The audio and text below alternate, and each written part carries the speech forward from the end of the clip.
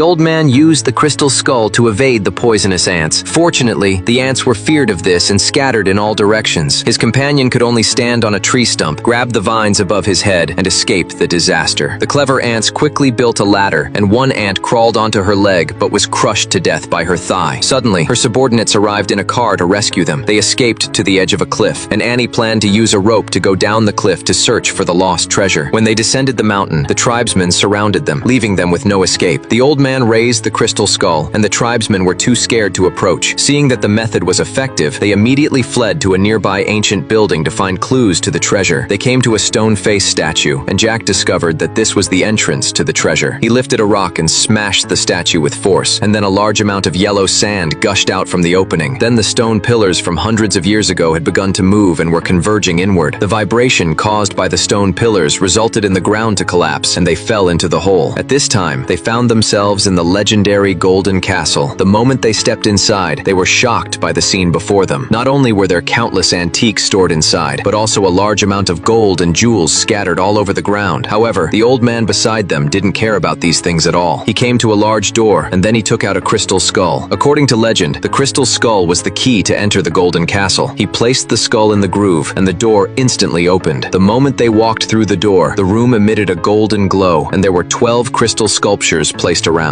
The attentive Annie noticed that one of the crystal sculptures was missing a skull. She walked over with a crystal skull in her hand, and suddenly the amazing scene occurred.